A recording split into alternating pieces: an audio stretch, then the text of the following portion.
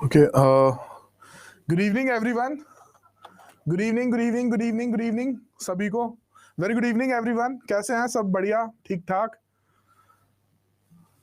आई hope कि आप सभी को मैंने कुछ ना कुछ पढ़ाया ही हुआ है. तो वेरी गुड इवनिंग जी सभी को. Very good evening, very good evening. अच्छा, आईपीसी पढ़ाया हुआ. ओके, कोई स्टूडेंट है जिसको मैंने कोई सब्जेक्ट नहीं पढ़ाया अभी तक यहाँ पे? तो मतलब इंट्रोडक्शन देने की जरूरत नहीं है ना. I hate giving introductions. मुझे इंट्रोडक्शन देना बिल्कुल पसंद नहीं है. चलिए, वेरी गुड इवनिंग जी सभी को. चलिए, तो आई डोंट थिंक कि कोई भी ऐसा स्टूडेंट है जिसको मैंने कभी नहीं पढ़ाया है. तो इंट्रोडक्शन की ओके, एक है नमन. ओके, चलो मैं फिर भी एक ब्रीफ इंट्रोडक्शन दे दूंगा. चलिए,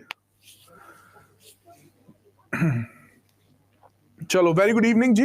आई होप कि वॉइस और वीडियो दोनों चीजें एक बार कंफर्म कर दीजिए, फिर उसके बाद क्लास स्टार्ट करते हैं. कुछ सीखने का मूड है आज, सिखाने का मूड है, तो कुछ बढ़िया पढ़ते हैं आज.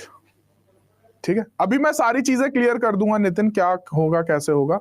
All clear. चलिए जी, बहुत बढ़िया. स्टार्ट करते हैं आज का सेशन. तो first of all I welcome each one of you to my class on the constitution of India. ठीक है जी, मेरा नाम है संदीप खत्री. ठीक है, आप में से काफी ज्यादातर स्टूडेंट्स को मैंने कोई ना कोई सब्जेक्ट पढ़ाया हुआ है. ठीक है, और अगर किसी को नहीं पढ़ाया तो ये आपका पहला सब्जेक्ट होने वाला है, जिसमें कि मैं आपको बता दूं, मैं कॉन्स्टिट्यूशन ऑफ इंडिया नहीं पढ़ा रहा हूं. कॉन्स्टिट्यूशन ऑफ इंडिया आपको अभिनव सर ही पढ़ाएंगे. ठीक है, लेकिन अभिनव सर की को टाइफाइड हो गया, उनकी तबीयत खराब है. अब देखिए, इसमें तो कोई भी कुछ नहीं कर सकता है. तो आपका टाइम वेस्ट ना हो, तो आई थिंक कि उनको 3 से 4 दिन में रिकवरी उनकी हो जाएगी. तो या उससे जल्दी अगर हो जाती है तो वो आपको ज्वाइन कर ही लेंगे. बट जब तक वो रेस्ट कर रहे हैं तब तक मैं आपको कॉन्स्टिट्यूशन ऑफ इंडिया पे जो है कुछ क्लासेस दूंगा. ठीक है जी, आज की क्लास में अब हम क्या करने वाले हैं? आज की क्लास में मैं पहले बात करूंगा 2 चीजों पे. जैसे जो मेरे ओल्ड स्टूडेंट्स हैं उनको पता ही होगा, जो न्यू स्टूडेंट्स हैं वो थोड़ा सा ध्यान से सुने. जो क्लास चलती है वो 2 टॉपिक्स पे चलती है. The very first one is what and the second one is why. तो सबसे पहला टॉपिक हम करने वाले हैं, वो करने वाले हैं कॉन्स्टिट्यूशन ऑफ इंडिया. कॉन्स्टिट्यूशन है क्या, और उसी के साथ बात में करेंगे, साथ में बात करेंगे why do we need the concept of constitution of India, जो कि सबसे बेसिक चीज है, जो कि आप कर भी चुके होंगे. तो मैं थोड़े से सवाल भी आपसे पूछूंगा. तो बढ़िया डिस्कशन में क्लास होगी. जितने आपके माइंड में क्वेश्चंस आएंगे वो सब मैं आंसर करूंगा. क्लास इंटरेक्टिव होगी, ऐसा नहीं होगा कि मैं ही बोलता हुआ चले जाऊंगा. तो पहले कॉन्स्टिट्यूशन ऑफ इंडिया पे बात करेंगे, उसके बाद वाई पे बात करेंगे, और फिर जो है आप टॉपिक्स जो आपके, एक बार मुझे कंफर्म कीजिएगा, जो मुझे इंफॉर्मेशन मिली है वो ये मिली है कि आपके आर्टिकल 16 तक कंप्लीट हो चुके हैं. राइट, एक बार कंफर्म कर दीजिएगा. आर्टिकल 16 तक आपका कंप्लीट हो चुका है. Right, okay. तो 17, 18, ठीक है, ठीक है. तो इन शॉर्ट कि हम 17 से स्टार्ट कर सकते हैं फ्रॉम दिस क्लास. ठीक है जी, ठीक है, ओके. तो आर्टिकल 17, 18 एंड सो ऑन. तो सबसे पहले बात करते हैं, एक डिस्कशन वाली क्लास होगी. ये आपकी रेगुलर क्लास है, तो चीजों में डिटेल में जाएंगे. ठीक है, अब ध्यान से सुनिएगा. ठीक है, अब पहले मैं चीजें बोलूंगा, फिर मैं कुछ सवाल आपसे पूछूंगा, फिर आप बोलेंगे, मैं सुनूंगा. ठीक है, done. Eye contact everyone. Start कर रहा हूं कॉन्स्टिट्यूशन ऑफ इंडिया.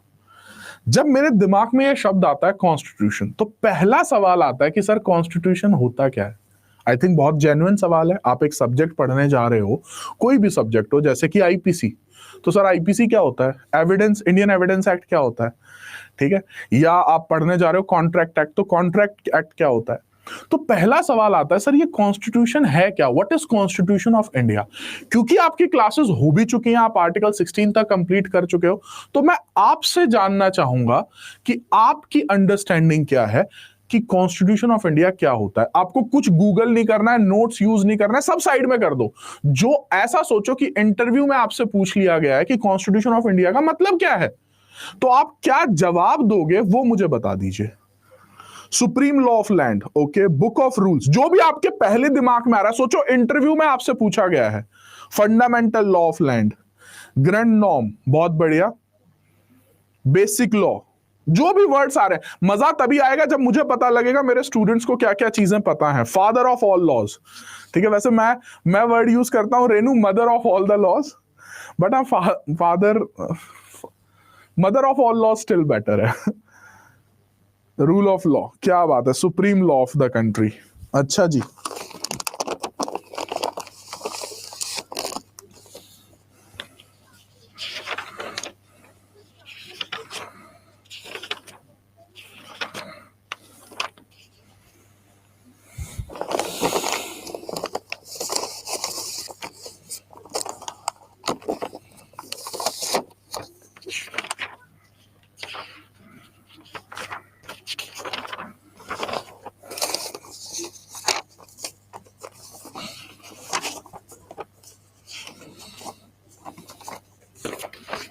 चलिए अब एक वट का आंसर मैं दे रहा हूं आपको, ठीक है। अब आपके मैंने जवाब देख लिए हैं, अब एक मीनिंग मैं आपको बताना चाहता हूं, एक मीनिंग मैं आपको समझाना चाहता हूं, ध्यान से सुनिएगा।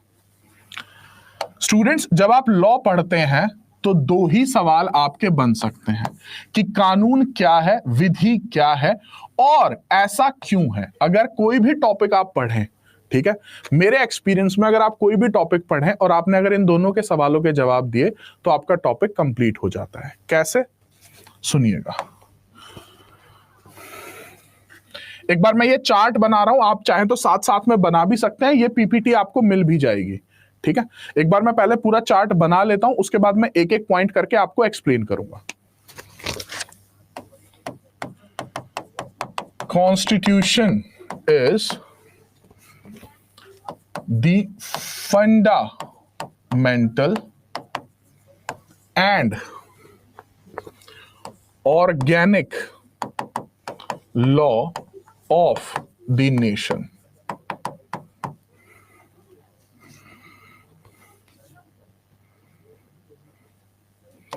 It establishes the conception, character and organization of the government. अब देखिएगा, इसमें कुछ कीवर्ड्स हैं जिनकी डिटेल में हम जाएंगे। जब आप कॉन्स्टिट्यूशन का मीनिंग देखने के लिए जाएंगे तो आपको डिफरेंट डिफरेंट टेक्स्ट बुक्स में डिफरेंट डिफरेंट मीनिंग्स मिल सकते हैं, और लगभग सारे ठीक ही हैं। जितना मैंने कॉन्स्टिट्यूशन पढ़ा है, जितनी मेरी नॉलेज है, जितना मेरा एक्सपीरियंस है कॉन्स्टिट्यूशनल लॉ में, मुझे ये मीनिंग सबसे सूटेबल और सबसे सफिशिएंट लगता है। क्यों लगता है, अब मैं उसके रीजंस आपको बताता हूं। कॉन्स्टिट्यूशन क्या है, और इसमें से काफी वर्ड्स ऐसे हैं जो आपने भी अभी अपने आंसर्स में यूज किए, लेकिन अब मैं उसको एक तरीके से कंसोलिडेट करना चाहता हूं। कॉन्स्टिट्यूशन क्या है, फंडामेंटल लॉ है। फंडामेंटल क्या होता है अभी बात करेंगे। ये ऑर्गेनिक लॉ है। अच्छा जी, इट एस्टेब्लिशेस, क्या एस्टेब्लिश करता है, कंसेप्शन, कैरेक्टर एंड ऑर्गेनाइजेशन। ये जो मैंने अंडरलाइन किए हैं ना, ये आपके कीवर्ड्स हैं, ठीक है। अब पहले समझते हैं, एक बहुत ही सिंपल सा एग्जांपल लेते हैं। आप एक घर में रहते हो, जब आप एक घर में रहते हो, मान लीजिए उस घर में 4 लोग हैं, मदर, फादर, सन और डॉटर। क्या आपको उस फैमिली को गवर्न करने के लिए कुछ लॉज की जरूरत है, क्या कुछ रूल्स एंड रेगुलेशंस की जरूरत है? तो आंसर आएगा यस। हर फैमिली के अपने हिसाब से रूल्स होते हैं। जैसे कि फॉर एग्जांपल मेरी फैमिली का रूल था जब मैं स्कूल टाइम में था कि भाई शाम को 7 बजे से पहले घर आ जाना है, उसके बाद बाहर रहना ही नहीं है, एंड सो ऑन। तो अलग अलग फैमिलीज के अलग अलग रूल्स एंड रेगुलेशंस होते हैं। उसी तरीके से जैसे आपकी एक फैमिली एक यूनिट होती है, उसी तरीके से आपकी एक यूनिट होती है सोसाइटी, उसी तरीके से एक यूनिट होती है आपकी स्टेट, उसी तरीके से आपकी यूनिट होती है एक नेशन। तो नेशन के उसमें क्या हमें लॉ की जरूरत है? बिल्कुल जरूरत है। और अब जब हम कॉन्स्टिट्यूशन वर्ड यूज करते हैं तो सर लॉस तो बहुत सारे होते हैं, कॉन्स्टिट्यूशन में ऐसा क्या अलग है? सबसे पहला सब्जेक्ट जो एक जुडिशियल एस्पिरेंट का एक्सपर्टीज में होना चाहिए वो होना चाहिए कॉन्स्टिट्यूशनल लॉ। अगर आपका कॉन्स्टिट्यूशनल लॉ स्ट्रांग है तो आप बाकी लॉज में को भी आपको अंडरस्टैंडिंग में हेल्प मिलती है। कैसे? क्योंकि कॉन्स्टिट्यूशन सबसे फंडामेंटल लॉ है। सर फंडामेंटल क्या होता है? फंडामेंटल का मतलब होता है सबसे इंपॉर्टेंट, सबसे बेसिक लॉ। जैसे कि सबसे बेसिक लॉ मतलब कि ये चीज तो आपकी होगी ही होगी। अगर मैं बात करूं फंडामेंटल राइट्स की, फंडामेंटल का मीनिंग हम देते हैं फंडामेंटल राइट्स से। राइट्स तो बहुत तरीके के होते हैं, लीगल राइट्स भी होते हैं। फंडामेंटल राइट्स में क्या डिफरेंस होता है? फंडामेंटल राइट्स की जब आप हिस्ट्री पढ़ने जाएंगे तो आप हिस्ट्री में पहुंचेंगे यूएसए या यूके। यूएसए में कहा जाता है बिल ऑफ राइट्स, हम कहते हैं फंडामेंटल राइट्स। यूके में कहा जाता है मैग्ना कार्टा। तो एक बहुत छोटी सी स्टोरी सुना रहा हूं और ये रियल स्टोरी है। पहले क्या होते थे? राजा महाराजा होते थे। तो एक तरफ राजा होते थे, ठीक है। स्टूडेंट्स अभी कोई भी क्वेश्चंस ना पुट करें क्योंकि मैं अभी कमेंट्स नहीं देख रहा हूं। एक बार मुझे कंप्लीट करने दो, मैं फिर आपसे सवाल पूछूंगा और आपको भी पूरी अपॉर्चुनिटी दूंगा, जितने सवाल पूछने पूछेगा। अभी सुनो सिर्फ जो मैं बोलना चाहता हूं, ठीक है। राजा महाराजा होते थे। अब राजा क्या करता था? ध्यान से सुनिएगा, राजा क्या करता था? राजा ही कानून बनाता था। अगर कोई कानून तोड़ता था तो राजा ही उसको सजा देता था। उस कानून की एनफोर्समेंट कौन करता था? राजा ही करता था। सारे काम राजा ही करता था। अगर राजा बहुत अच्छा है, बहुत बढ़िया सिस्टम है, और अगर राजा खराब है तो फिर तो आपका कुछ हो ही नहीं सकता, क्योंकि सारी अल्टीमेट अथॉरिटी किसके पास है? King can do no wrong. आपका एक मैक्सिम भी है, ठीक है। तो सब कुछ किंग के पास है। तो ये स्टोरी इस तरीके से स्टार्ट होती है कि लोग परेशान हो जाते हैं। यूके में लोग परेशान हो जाते हैं और वो कहते हैं कि भाई राजा रहे, हम उसकी प्रजा रहें, लेकिन कुछ ऐसी चीजें हैं जो हमें चाहिए ही चाहिए, उसके बिना हम नहीं रह सकते। एक रेलिवेंट एग्जांपल देता हूं। अभी अभी आपकी राजस्थान जुडिशरी की नोटिफिकेशन आई है। मान लीजिए, इसको फील करके देखना, फील करके देखना, तब आपको समझ में आएगा कॉन्स्टिट्यूशन है क्या। इसीलिए मैं ऐसे एग्जांपल दूंगा जो आपको टच अपॉन करें। राजस्थान की नोटिफिकेशन आई। मान लीजिए आपकी फर्स्ट प्रेफरेंस स्टेट है कि आपको राजस्थान में ही जज बनना है। अब उस नोटिफिकेशन में लिखा हुआ है कि हर कोई फॉर्म भर सकता है, लेकिन आप या तो आपका नाम लिख दिया, आप फॉर्म नहीं भर सकते, या आप जिस कम्युनिटी से आते हैं, जिस रिलीजन से आते हैं वो रिलीजन लिख दिया, या वो कास्ट लिख दी जिस कास्ट से आप आते हैं, और बोल दिया कि ये फॉर्म नहीं भर सकते।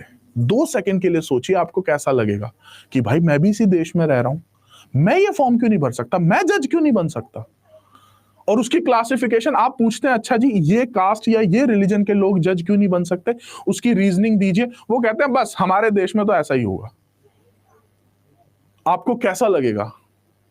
देखो, आप एग्जाम क्लियर ना हो वो एक अलग बात है, लेकिन आपको एग्जाम के लिए बैठने ही ना दिया जाए, ये क्या है? राइट टू इक्वालिटी का वायलेशन है। तो इस तरीके से उन्होंने एक लिस्ट बनाई और कहा कि भैया ये राइट्स तो हमें चाहिए ही चाहिए। आज मान लीजिए एक पुलिस वाला आता है, मुझे उठा के ले जाता है, कुछ नहीं बताता, 20 दिन तक पुलिस लॉकअप में रखते हैं, उसके बाद कहते हैं जाओ, बस तुम्हें सबक सिखाना था, सिखा दिया।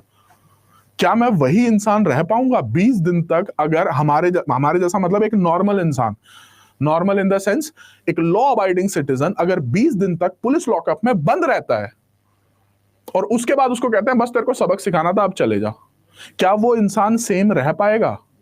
एटलीस्ट मेरे जैसा तो नहीं रह पाएगा।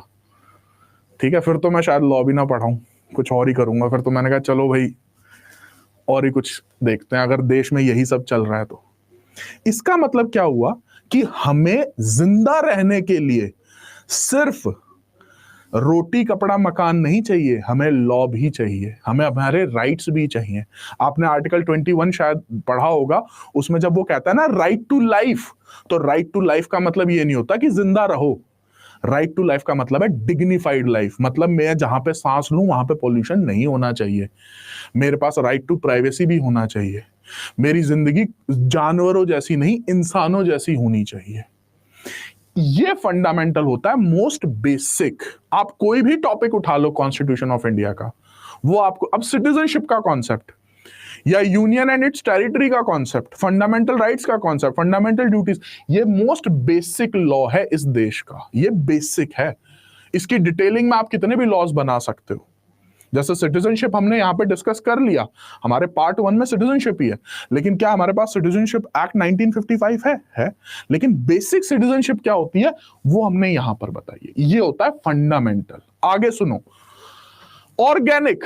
सर ऑर्गेनिक क्या होता है? ऑर्गेनिक तो आजकल वर्ड भी बहुत यूज हो रहा है ना वेजिटेबल्स में, हम ऑर्गेनिक वेजिटेबल्स, अब कुछ लोग कहते हैं बस महंगी बेच रहे हैं इसलिए वो ऑर्गेनिक है, कुछ कहते हैं नहीं इसमें केमिकल्स वगैरह कुछ नहीं है, ये हेल्दी ज्यादा ऑर्गेनिक। ऑर्गेनिक का मतलब होता है जिंदा। मतलब जब कॉन्स्टिट्यूशन का बेयर एक्ट हाथ में पकड़ोगे ना तो वो जिंदा लॉ है। सर जिंदा कैसे? ये तो नॉन लिविंग थिंग है। जिंदा का मतलब क्या है सर? ऑर्गेनिक का मतलब पता है क्या होता है? मेरे एक टीचर ने मुझे एक एग्जाम्पल दिया था, मुझे अब भी याद है, मैंने स्कूल में एक लड़के को पीटा था, फिर उन्होंने कहा जो हुआ सो हुआ, ठीक है, खत्री इसको सॉरी बोल दे। तो मैंने कहा मैं तो सॉरी नहीं बोलूंगा। तब उन्होंने मुझे बहुत अच्छा एग्जाम्पल दिया था, बोलते हैं झुकता वही है जो इंसान होता है और गलती तुम्हारी है तो इसीलिए तुम सॉरी बोलोगे। पेड़ आपने देखा होगा, पढ़ा भी होगा इस कहावत के बारे में, पेड़ कभी भी नहीं झुकता है, ठीक है, विच मीन्स कि ये लॉ भी जिंदा है। अब सर ये जिंदा कैसे है? चेंज, कॉन्स्टिट्यूशन ऑफ इंडिया जब आया था 1950 से लेके, या टेक्निकली आप जाओगे तो 1949 में भी जाओगे 26 नवंबर वाली डेट पे, लेकिन टेक्निकली चलो 1950 अभी के लिए बोलते हैं, तो 1950 से लेके आज की तारीख तक 2000 क्या चल रहा है आपका 2024 तक कितनी अमेंडमेंट्स आ चुकी हैं? एक बार बताइएगा कमेंट्स में, देखते हैं कितनों को पता है कितनी अमेंडमेंट्स आ चुकी हैं। 10, क्या बात है, बहुत बढ़िया। पुरंजय शर्मा का नाम याद है मुझे, आसिफ खान नाम याद है, वैसे मैं नाम मतलब याद रहते नहीं है बट कुछ कुछ याद है, जैस्मीन खातून याद है मुझे। चलो बहुत बढ़िया। कुछ स्टूडेंट्स ने 105 लिखा है, ये क्वेश्चन इसीलिए पूछा था, इसका मतलब आप अपडेट नहीं हो, आपके मोबाइल में सॉफ्टवेयर अपडेट होता है ना, वैसे ही लॉ स्टूडेंट अपडेट रहना चाहिए। अब तक 106 अमेंडमेंट आ चुकी हैं। वो अमेंडमेंट्स क्या है? चेंजेस। क्या ऐसा हो सकता है कि लॉ स्टैटिक हो? अगर आप इंसान की हिस्ट्री में भी जाओगे, जो हम पहनते थे, जो हम खाते थे, जो आज का हमारा रोटी कपड़ा मकान है, क्या 20 साल पहले भी वही था? क्या 50 साल पहले भी वही था? Answer is no. चेंज हुआ ना। तो इंसान चेंज होता है, सोसाइटी चेंज होती है, तो जैसे जैसे सोसाइटी चेंज होती है लॉ भी चेंज होता है। और ये ऑर्गेनिक का मतलब है कि वो पत्थर की लकीर नहीं है, ये पत्थर की लकीर नहीं है कि भाई 4 लाइनें ये लिख के चले गए बस यही है, इसमें चेंजेस हो सकते हैं। इसीलिए कॉन्स्टिट्यूशन को ऑर्गेनिक लॉ कहा जाता है। क्यों कहा जाता है ऑर्गेनिक? क्योंकि ये जिंदा लॉ है, इसमें चेंजेस हो सकते हैं। आगे सुनो, story of the nation, it establishes conception, character, organisation. किस चीज का? गवर्नमेंट का। आज के दिन में हमारे देश को कौन चलाता है? तो आंसर आएगा सर गवर्नमेंट। और गवर्नमेंट को 2 पार्ट में डिवाइड किया जा सकता है सर, या तो सेंट्रल गवर्नमेंट या स्टेट गवर्नमेंट। तो अब ऐसा कह सकते हैं कि हमारे देश में कोई राजा नहीं है, गवर्नमेंट ही जो चाहती है वो होता है। सेंटर में हमारी सेंट्रल गवर्नमेंट है और स्टेट टू स्टेट फिर आपकी डिपेंड करती है, ठीक है। लेकिन एक बात बताइए, वो गवर्नमेंट बनेगी कैसे? मतलब कंसेप्शन, वो गवर्नमेंट बनेगी कैसे, ये कौन बताएगा? Answer is constitution. उस गवर्नमेंट का कैरेक्टर क्या होगा, हमारे देश का कैरेक्टर क्या होगा, कौन बताएगा? कॉन्स्टिट्यूशन। ऑर्गेनाइजेशन, उसको किस तरीके से संभालोगे, अपोजिशन का क्या रोल होगा, मेन पार्टी का क्या रोल होगा, कितनी सीट्स होंगी, मेजॉरिटी के लिए कितनी सीट्स चाहिए, ये कौन बताएगा? कॉन्स्टिट्यूशन। आपका देश चलेगा कैसे, जो वर्ड हम यूज करते हैं पॉलिटी, पॉलिटी का क्या मतलब होता है कि भाई ऑर्गेनाइजेशन, देश चलेगा कैसे। तो इसमें अब मैं एक और कुछ एग्जांपल्स दे देता हूं। प्रेसिडेंट का क्या रोल होगा, प्राइम मिनिस्टर का क्या रोल होगा, वाइस प्रेसिडेंट का क्या रोल होगा, कौन बताएगा? चीफ मिनिस्टर का क्या रोल होगा, गवर्नर का क्या रोल होगा, कौन बताएगा? एक ही आंसर है, कॉन्स्टिट्यूशन ऑफ इंडिया। अब इसी के साथ साथ एक चीज और सुनो, this is the supreme law. Supreme law मतलब आया ये 1950 में है, इसको कहते भी मदर ऑफ ऑल लॉज है। लेकिन सर अगर मैं कुछ लॉज के एग्जांपल लूं, जैसे कि आईपीसी, जैसे कि एविडेंस, जैसे कि कॉन्ट्रैक्ट, तो सर ये तो कुछ 1872 के हैं, कुछ 1860 के हैं, और कुछ जैसे सीआरपीसी 1973 जो बाद के भी हैं, सीपीसी 1908 इससे पहले का है। तो सर हम सुनेंगे किसकी? अगर कॉन्ट्राडिक्शन हुई, जैसे कि एग्जांपल ले लो कॉन्ट्राडिक्शन के, अडल्ट्री सेक्शन 497 ऑफ आईपीसी, या 377 पार्शियली, या सेक्शन 303 ऑफ आईपीसी। अब इन जो 3 एग्जांपल लिए मैंने आईपीसी के, ये क्या है? ये अनकॉन्स्टिट्यूशनल है। अनकॉन्स्टिट्यूशनल मतलब कॉन्स्टिट्यूशन के अगेंस्ट जा रहे थे। तो अगर कॉन्स्टिट्यूशन के अगेंस्ट जा रहे थे तो जीतेगा कौन? कॉन्स्टिट्यूशन ऑफ इंडिया या फिर कोई एनी अदर लॉ? तो आंसर आता है constitution of India is the supreme law. बहुत बार स्टूडेंट्स पूछते हैं सर, अभी अभी आपका यूपीएससी का तो रिजल्ट भी आया, तो बहुत रेलेवेंट एग्जांपल बन जाता है, सर जज के पास ज्यादा पावर होती है या आईएएस के पास? सर प्राइम मिनिस्टर के पास ज्यादा पावर होती है या प्रेसिडेंट? वैसे तो उस केस में तो चलो अभी के लिए नहीं जाते इतनी डिटेल में, प्रेसिडेंट के पास ज्यादा पावर होती है या प्राइम मिनिस्टर के पास? तो मेरा आंसर एक ही होता है, प्रेसिडेंट को प्रेसिडेंट किसने बनाया, प्राइम मिनिस्टर को प्राइम मिनिस्टर किसने बनाया? And the answer is constitution of India. Supreme जो है वो कॉन्स्टिट्यूशन ऑफ इंडिया है।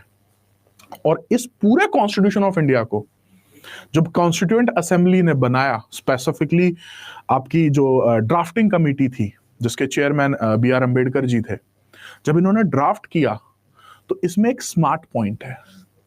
हमने पूरे स्ट्रक्चर में, चाहे हमारी जुडिशरी हो, चाहे हमारा लेजिस्लेशन हो, चाहे हमारा एग्जीक्यूटिव हो, इस तरीके से ड्राफ्ट कर दिया कि किसी एक इंडिविजुअल को बाहुबली नहीं बनाया। विच मीन्स अगर आप, मैं इंपॉर्टेंट पोस्ट की भी बात करूं, चाहे वो आपके सुप्रीम कोर्ट जजेस हों, चाहे वो आपके हाई कोर्ट जजेस हों, चाहे वो आपके प्रेसिडेंट हो, चाहे वो आपके वाइस प्रेसिडेंट हो, चाहे वो आपके प्राइम मिनिस्टर हो, ठीक है, क्या सभी को हटाया जा सकता है उनकी पोस्ट से अगर वो पावर को मिसयूज करते हैं? बिल्कुल बिल्कुल हटाया जा सकता है। वो प्रोसीजर गिवन है कॉन्स्टिट्यूशन में। तो पावर किसके पास है फिर? इन लोगों के पास पावर है या पावर इनके पास है? पावर है इनके पास, कॉन्स्टिट्यूशन ऑफ इंडिया। तो ये, अब अगेन मैं ये नहीं कहूंगा कि आप मेरी वाले मीनिंग पर ही जाओ, अगर आपको इसके अलावा कोई मीनिंग लगता है तो आप उसको भी जा सकते हो, but according to my experience ये काफी हद तक कंबाइन कर देता है कि कॉन्स्टिट्यूशन का मतलब क्या है। ठीक है जी।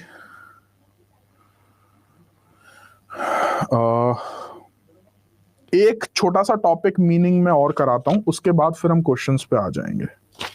ठीक है,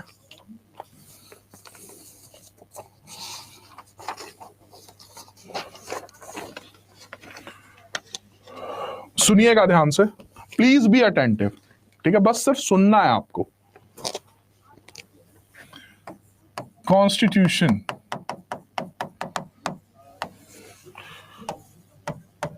कॉन्स्टिट्यूशनल लॉ, ये यूजुअली आपके एग्जाम्स में भी आता है। कॉन्स्टिट्यूशनलिज्म,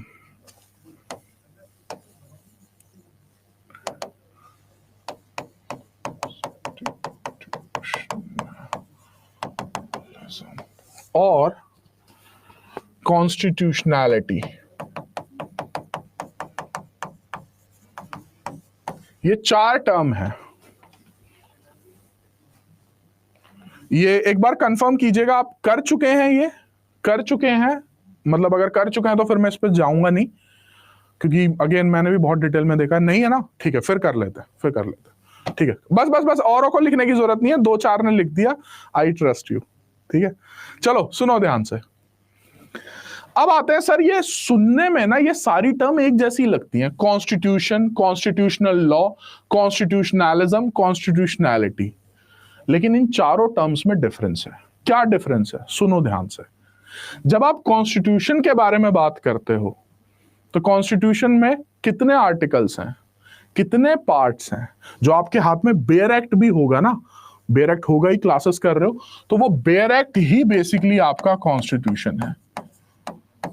अगर मुझे किसी को बोलना हो कि भाई कॉन्स्टिट्यूशन क्या, आप बेयर एक्ट दिखा दो, दैट इज द कॉन्स्टिट्यूशन। हो जाएगा नहीं हो जाएगा, आप उसमें सारे के सारे आर्टिकल्स, ठीक है। अच्छा कितने आर्टिकल्स हैं ये भी मैं पूछना भूल गया वैसे, कितने आर्टिकल्स हैं, हाउ मेनी आर्टिकल्स, क्या बात है। आई थिंक इसमें तो एक, मेरे को पता था एक दो स्टूडेंट्स तो पक्का गलत दे ही देंगे आंसर। चलो मैं इस पे भी बात कर लेता हूं, ध्यान से सुनिएगा, बस हो गया, मेरा पर्पस पूरा हो गया। मैं आपसे जब भी कोई सवाल पूछता हूं, देयर इज अ पर्पस, कि अगर सबको पता है तो मैं नेक्स्ट पे मूव ऑन कर जाऊंगा, और गलती है तो फिर उस पर बात होनी चाहिए। चलिए सुनिएगा ध्यान से, ये सवाल कई बार, और ये ना सवाल का आंसर बुक्स में भी, टेक्स्ट बुक्स में भी गलत दिया हुआ है, और मैं जब आपको आंसर दूंगा तो उसका रीजन भी दूंगा। सुनिएगा ध्यान से, आप सभी ने सही जवाब दिया कि 395, ठीक है, that is the correct answer. आप में से कुछ ने आंसर किया 445 या 450 या 440 एंड सो ऑन, ठीक है। ये तरीका गलत है स्टूडेंट्स। अब ये कहां पे लिखा हुआ है, पहले सुनना, उसके बाद मैं रीजनिंग भी दे रहा हूं। ये तरीका गलत है मेरे अकॉर्डिंग। चलो मैं इस तरीके से बोलता हूं, मेरे अकॉर्डिंग। अच्छा सर कैसे गलत है, सही आंसर होगा 395। अच्छा सर, सर 445 तो और ज्यादा बेटर आंसर नहीं हुआ, क्योंकि हमने क्या किया, जो भी रिपील्ड हो रखे थे हमने उनको माइनस कर दिया, और जो भी अमेंडमेंट्स थी हमने उसको ऐड कर दिया। मेरे हिसाब से वो तरीका गलत है। अब उसकी रीजनिंग क्या है, उसकी रीजनिंग ये है कि अगर आपने एक नंबर याद कर भी लिया 445, तो मुझे बात बताओ, एग्जाम आपका 6 महीने बाद होने वाला है, अगर कोई अमेंडमेंट आ गई तो क्या वो नंबर या ऊपर नीचे हो जाएगा या नहीं हो जाएगा, बिल्कुल हो जाएगा। तो अगर मैं आपके तरीके के हिसाब से भी चलूं तो वो मैं सही जवाब शायद ज्यादातर चांसेस हैं कि वो नहीं दे पाऊंगा। दूसरा रीजन सुनो, अगर आप कहते हो कि 445 आर्टिकल्स हैं, तो मेरा काउंटर क्वेश्चन आपसे है कि प्लीज टेल मी, अगर आप ये स्टेटमेंट पास कर रहे हो कि 445 आर्टिकल्स हैं, तो प्लीज टेल मी आर्टिकल 396 क्या है। और इस पे यूजुअली यू आर ब्लैंक, क्योंकि 396 तो कुछ है ही नहीं। और जब आर्टिकल 396 कुछ नहीं है, तो फिर एक बात बताओ 445 कहां तक पहुंच गए। तो ये बुक्स में, मैं बता रहा हूं टेक्स्ट बुक्स में ये लिखा हुआ है, बट दिस इज रॉन्ग। और ये जो दो रीजनिंग है, मैंने अच्छे खासे एजुकेटर्स, मतलब जिनको कहते हैं ना, जिन्होंने जिंदगी गुजारी है, ठीक है, 60-70 ईयर्स लॉ में ही जिंदगी गुजारी है उन्होंने, उनसे भी मैंने डिस्कशन किया, और उसके बाद यही कंक्लूजन निकला है कि वो गलत तरीका है, ठीक है। तो हमेशा आपको, और ये सिर्फ कॉन्स्टिट्यूशन में ही नहीं, आप जो भी लॉ पढ़ रहे हो उसका लास्ट आर्टिकल देखा जाएगा। अगर वो लास्ट आर्टिकल रिपील्ड भी है, तब भी वो लास्ट आर्टिकल काउंट होगा। जैसे कि एग्जांपल देता हूं मैं स्पेसिफिक रिलीफ एक्ट का। आप में से अगर किसी ने स्पेसिफिक रिलीफ एक्ट पढ़ा हो, तो वो यूजुअली कहते हैं सर 42 सेक्शंस हैं, वो 43, 44 को काउंट ही नहीं करते हैं। क्यों? क्योंकि दोनों रिपील्ड है। नहीं, वो तब भी काउंट होंगे क्योंकि वो रिपील्ड है, वो लिखे गए इतिहास में, वो रहेगा, तब भी वो 44 ही आएगा। तो I hope I have given you the reasoning. अब आ जाओ वापस, कॉन्स्टिट्यूशन का मतलब सबको पता लग गया, ठीक है जी। अब आते हैं constitutional law. Sir constitutional law क्या होता है? तो कॉन्स्टिट्यूशनल लॉ को आप इस तरीके से समझिए,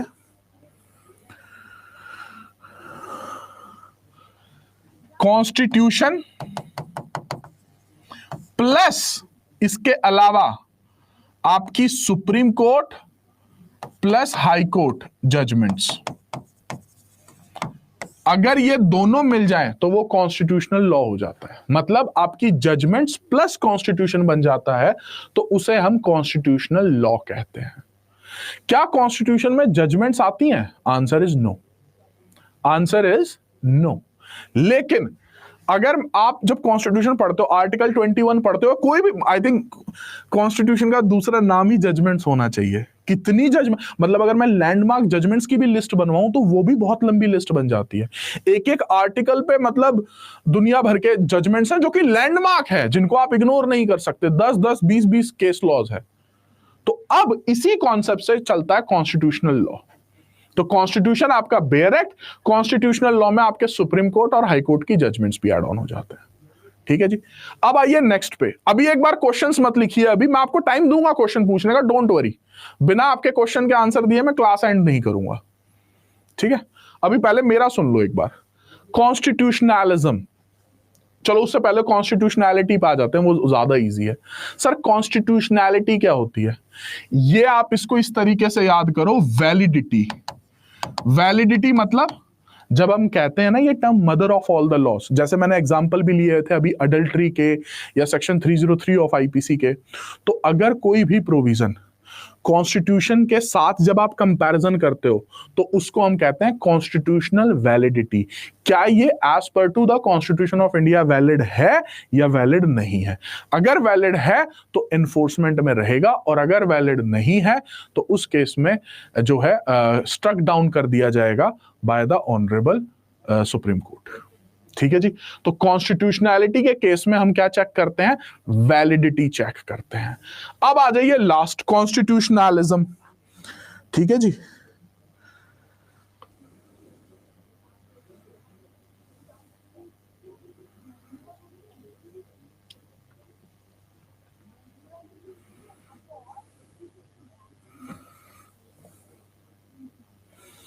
कॉन्स्टिट्यूशनलिज्म क्या होता है? कॉन्स्टिट्यूशनलिज्म का मतलब है कि जो आपके कॉन्स्टिट्यूशन में प्रोविजंस हैं, ठीक है, उनका ऑब्जेक्टिव क्या है। जैसे कि एग्जांपल से समझते हैं। एक आपने कोटेशन सुनी होगी, रीडिंग बिटवीन द लाइंस, ठीक है, जिसका मतलब होता है जो लिखा हुआ है वो तो हमने पढ़ लिया, लेकिन जो नहीं भी लिखा हुआ उसको भी हमें पढ़ना और समझना है। जैसे कि जब कॉन्स्टिट्यूशन में जो चीजें लिख दी गई, राइट टू इक्वालिटी लिख दिया गया, वो तो यहीं पे खत्म हो गया। ठीक है, वो तो यहीं पे खत्म हो गया। जो चीजें नहीं लिखी गई और फिर भी हैं, उसको कॉन्स्टिट्यूशनलिज्म कहते हैं। दोबारा सुनो ध्यान से, जो चीजें लिखी नहीं हुई हैं लेकिन हैं, उसको कॉन्स्टिट्यूशनलिज्म कहते हैं। जैसे कि एग्जांपल, आप सभी से जब मैंने कॉन्स्टिट्यूशन का मीनिंग पूछा, ज्यादातर स्टूडेंट्स का एक आंसर था, it is the supreme law of India या mother of all the laws. मुझे बताओ, पूरे कॉन्स्टिट्यूशन ऑफ इंडिया में या किसी भी लॉ में ये स्टेटमेंट लिखी हुई है? कहीं पे लिखा हुआ है ये कि कॉन्स्टिट्यूशन इज द, कोई आर्टिकल है कि constitution of India is the supreme law? कहीं पे नहीं लिखा हुआ, कहीं पे भी नहीं लिखा हुआ। तो लेकिन फिर भी हम कह रहे हैं कि ये सुप्रीम लॉ है। क्यों? क्योंकि दिस इज द कॉन्स्टिट्यूशनलिज्म। ये कॉन्स्टिट्यूशनलिज्म है। क्यों? क्योंकि ये वो है जो कि कॉन्स्टिट्यूशन को पढ़ने के बाद हमें समझ में आता है। ठीक है, जैसे कि फॉर एग्जाम्पल, और सिंपल एग्जाम्पल दे रहा हूं, 2 + 2 = 4। यहां पे क्या लिखा हुआ है? 2 + 2 = 4। लेकिन एडिशन का कॉन्सेप्ट क्या होता है? 2 से पहले 1 आता है, 2 के बाद 3 आता है। ये यहां पे लिखा नहीं हुआ, लेकिन इससे हम समझ गए, इस इक्वेशन से हम समझ गए कि 2 से पहले 1 आता है, 2 के बाद 3 आता है। लिखा नहीं हुआ, लेकिन हम समझ गए। उसको कहते हैं कॉन्स्टिट्यूशनलिज्म, जिसका बेस्ट एग्जांपल है सुप्रीमेसी ऑफ कॉन्स्टिट्यूशन। इसमें और भी काफी कॉमन एग्जांपल लिए जाते हैं, वो भी मैं आपको बता देता हूं। कॉन्स्टिट्यूशनलिज्म में क्या होता है, एक और सिंपल सा एग्जांपल देता हूं आपको। इलेक्शंस का ही एग्जांपल ले लेते हैं, अभी तो माहौल भी है इलेक्शंस का। अब as per to the constitution, मैंने अपनी एक पार्टी बना ली। क्या मैं बना सकता हूं? बिल्कुल बना सकता हूं। क्या मुझे कोई रोकेगा? Answer is no. क्या आप अपनी पार्टी बना सकते हो? आप भी अपनी पार्टी बना सकते हो। अब मान लो मैंने अपनी पार्टी बना ली, और जिस दिन इलेक्शन थे उस दिन मैं मेरी पार्टी जीत भी गई, लेकिन जीतने के बाद अगर गवर्नमेंट ने अपना कोई ऑर्डर निकाला, तो क्या उस ऑर्डर के रीजंस होने चाहिए? जैसे कि जब आपकी जजमेंट आती है तो आपने कॉन्सेप्ट सुना होगा स्पीकिंग ऑर्डर, कि भाई आप जजमेंट देते हो, उसके रीजंस होने चाहिए। तो जब सरकार बन गई है, अब मैं as per to the constitution मैंने सरकार बना ली मेरी पार्टी ने, लेकिन अब क्या मैं कुछ भी कर सकता हूं क्या? अब क्योंकि मैं तो प्राइम मिनिस्टर बन गया ना, तो क्या मैं कुछ भी कर सकता हूं? Answer is no. अब भी आप कुछ भी नहीं कर सकते। अब भी आपको कॉन्स्टिट्यूशनलिज्म फॉलो करना पड़ेगा। आपके जो डिसीजंस होंगे वो आर्बिट्रेरी नहीं हो सकते। आर्बिट्रेरी का मतलब मेरी मर्जी। आपने मुझसे पूछा भाई ऐसा क्यों किया? मेरी मर्जी। ये नहीं चलेगा। वही सरकार जो कॉन्स्टिट्यूशन ने बनाई है, वही कॉन्स्टिट्यूशन उस सरकार को गिरा भी सकता है अगर ऐसे होगा तो। That is your constitutionalism. I hope कि कॉन्स्टिट्यूशन का क्या मतलब है और इन टर्म्स का क्या मतलब है सभी को बेसिक मीनिंग क्लियर हो गया। अब यहां तक पहले क्वेश्चंस ले लेते हैं, अगर ऑल क्लियर है तो फटाफट ऑल क्लियर, फिर मैं आगे बढ़ता हूं ऑब्जेक्टिव पे एंड सो ऑन। अगर क्लियर है ऑल क्लियर, अगर क्वेश्चन है फटाफट से पूछ लो, बी क्विक। कैन वी से constitution is the basic necessity, एक सेकेंड, क्या है नेसेसिटी ऑफ लाइफ? कह सकते हो, कह सकते हो। हाँ, ये आप इसको इस तरीके से भी कर सकते हो, this is something which is implied. Article कितने बताए थे सर आपने? 395 दीपक जी, दीपक कुमार नाम याद आ रहा है मुझे। क्या बात है, वही है ना, कुछ कुछ नाम याद आ रहे हैं। इंशा, इंशा का नाम भी मुझे याद है। ओके, कॉन्स्टिट्यूशनलिज्म नहीं आया है स्टूडेंट्स को। चलो कॉन्स्टिट्यूशन पर 2 लाइनें लिख लो फिर।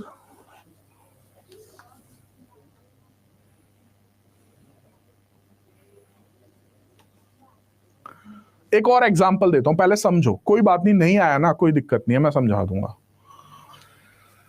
एग्जांपल और ले लेते हैं।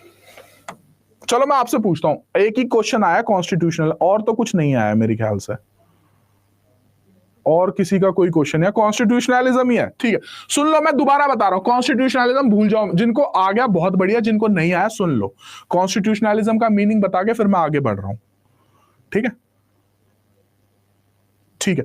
कंसेप्शन का मतलब होता है कंसीव करना, सुदेशना, सरकार बनती कैसे है देश में, ठीक है? सरकार कैसे बनाते हो आप अपनी।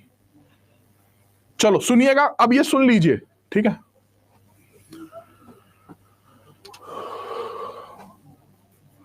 चलो आप ही का एग्जाम्पल बनाता हूं मैं,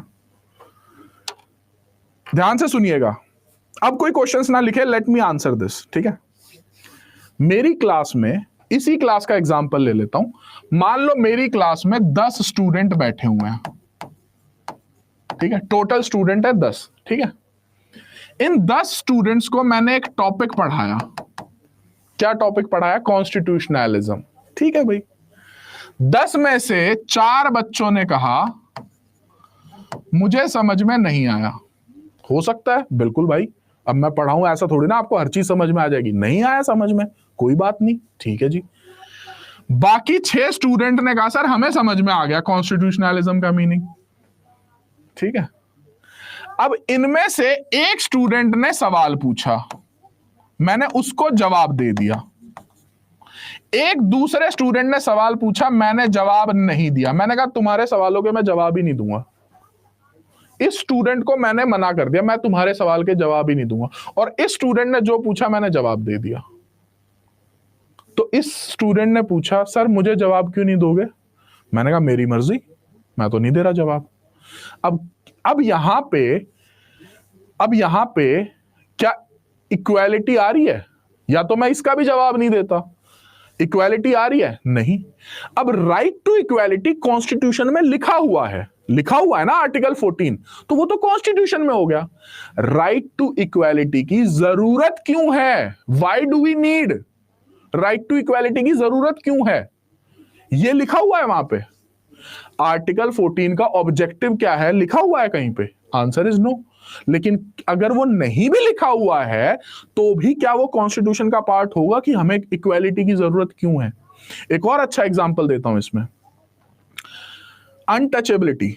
अब अनटचेबिलिटी पे आपका प्रोविजन है, लेकिन अनटचेबिलिटी क्यों नहीं होनी चाहिए? रुको, सही बोला ना मैंने, क्यों नहीं होनी चाहिए? हाँ, नहीं होनी चाहिए ना, तो क्यों नहीं होनी चाहिए?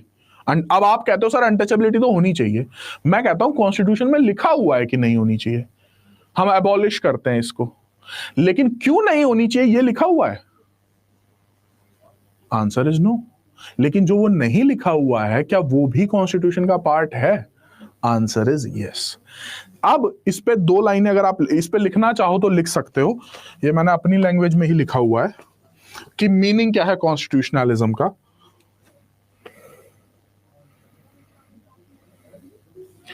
Constitutionalism is the basic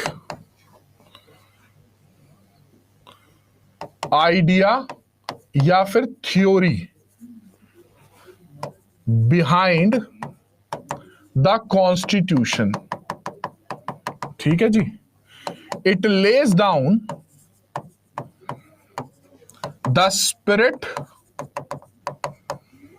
from the text and give reasoning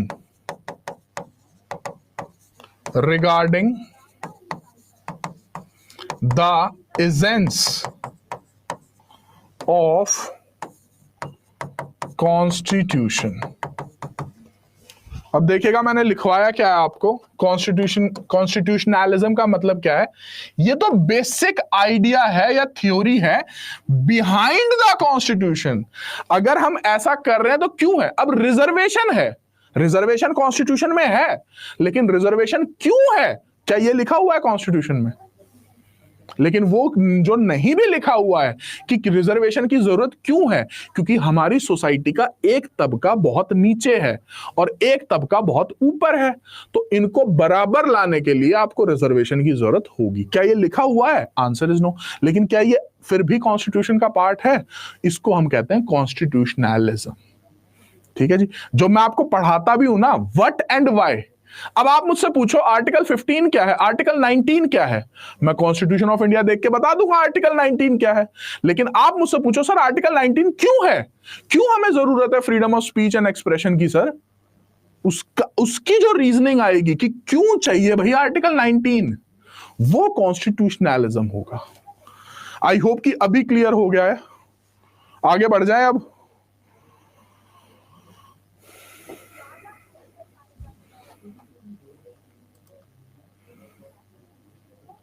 कह सकते हैं नैना, नैना को भी शायद मैंने पढ़ाया है, नाम याद आ रहा है मे बी। आर्टिकल्स पे भी आ जाएंगे अभी, भाग्यश्री जस्ट वेट, आर्टिकल्स पे भी आ जाएंगे, डोंट वरी। ठीक है, ठीक है।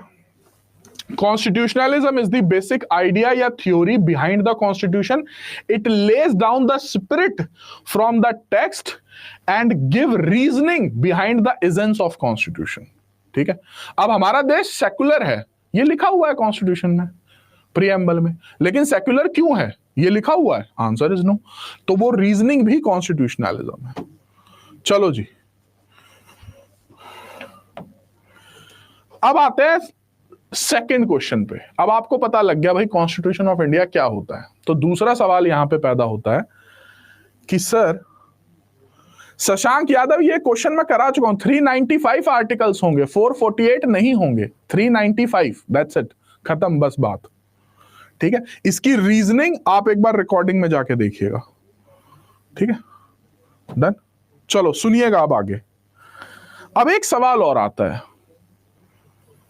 सर कॉन्स्टिट्यूशन क्या होता है समझ गए, लेकिन अगर कॉन्स्टिट्यूशन ऑफ इंडिया ना लिखा गया होता तो सिलेबस में एक सब्जेक्ट कम ना हो जाता, तो हमें कॉन्स्टिट्यूशन ऑफ इंडिया की जरूरत क्या थी? क्या जरूरत थी कॉन्स्टिट्यूशन ऑफ इंडिया की? 2 सेकंड के लिए सोचो, ये बहुत इंपॉर्टेंट सवाल है कि कॉन्स्टिट्यूशन ऑफ इंडिया की अगर ना होता तो क्या ही फर्क पड़ता, बाकी लॉस तो फिर भी होते ना, आईपीसी, एविडेंस, सीआरपीसी, कॉन्ट्रैक्ट और भी बाकी सारे सिविल, क्रिमिनल, फैमिली लॉस तो होते। कॉन्स्टिट्यूशन ना होता तो क्या होता? तो थोड़ा सा इस क्वेश्चन को समझने के लिए हिस्ट्री में जाते हैं। हिस्ट्री में आप पहुंचते हैं 1947 में। 1947 में क्या हुआ था? सर देश आजाद हो गया था, ठीक है जी, आजाद हो गया था, लेकिन आजाद होने के बाद अब ब्रिटिशर्स तो चले गए, डन, गो एंड गोन, चलो जी। अब हम अगर देश में हैं तो देश कोई तो चलाएगा, चाहे कोई इंडिविजुअल चलाए, चाहे कोई सरकार चलाए, या कोई और सिस्टम लेके आओ, देश को चलाने का एक सिस्टम तो चाहिए, सिस्टम चाहिए ना। Answer is yes. तो पहला सवाल आया कि भाई देश बनाना किस तरीके का है। सुनो ध्यान से, ये बहुत इंपॉर्टेंट है, ठीक है, कि सर देश कैसा होगा, कैसा देश होगा हमारा, लोगों का क्या रोल होगा, गवर्नमेंट का क्या रोल होगा, पावर किसके पास होगी, कब सरकार बदल जाएगी, कैसे लोग वोट देंगे, लोगों की वोट की क्या इंपॉर्टेंस होगी, एंड सो ऑन। अगर मुझे कोई एक फॉरेनर मिले और मुझे कहे कि भाई व्हाट इज इंडिया। तो अगर मैं उसको प्रियम्बल ऑफ द कॉन्स्टिट्यूशन दे दूं, मुझे बताइए क्या मेरा पर्पस फुलफिल हो जाएगा या नहीं हो जाएगा, कि किस तरीके का देश है हमारा। चाहे उसमें फिर हम बात करें डेमोक्रेटिक की, सेक्युलर की, justice in all the forms and so on. 2 second के लिए सोचो, आपने प्रियम्बल, पूरा कॉन्स्टिट्यूशन छोड़ो, 395 आर्टिकल्स, तो किसके पास इतना समय है, लेकिन अगर प्रियम्बल ही आप उससे शेयर कर दो कि भाई इंडिया क्या है, this is what India is, Bharat देश जो हमारा है वो ये है, प्रियम्बल है, हम इन्हीं बातों में यकीन करते हैं, हमने सिर्फ लिखने के लिए नहीं लिखा सेक्युलर है, हम हैं सेक्युलर, विच मीन्स कि देश का कोई धर्म नहीं होगा। अब अगर आप अपने पड़ोसी मुल्क को देखोगे, यहां पे अगर आप में से किसी ने पाकिस्तान का कॉन्स्टिट्यूशन देखा हो, तो दे आर इस्लामिक कंट्री। अब मैं ये नहीं कहना चाह रहा हूं कि अगर कंट्री का रिलीजन हो तो वो गलत होता है, नहीं, मैं एज अ एजुकेटर आपको सिर्फ ये बताना चाह रहा हूं कि हमारी दुनिया में ऐसे जो दुनिया है, अर्थ है, वर्ल्ड है, इसमें कुछ ऐसे भी देश हैं जिन्होंने धर्म पे देश बनाया, लेकिन हमने ये डिसाइड किया कि हम धर्म पे देश नहीं बनाएंगे। लेकिन इसी के साथ हमने ये भी डिसाइड किया, इंडिया का रिलीजन नहीं होगा, लेकिन इंडिया के अंदर जो लोग हैं, क्या उनका रिलीजन होगा? बिल्कुल। तो हर रिलीजन के लोग आपको इंडिया में मिल जाएंगे, वो अपना रिलीजन प्रैक्टिस करें, हमें उससे कोई, लेकिन देश का रिलीजन नहीं होगा, ये हमने डिसाइड किया। डेमोक्रेटिक, हमने ये नहीं कहा कि राजा का बेटा राजा बनेगा।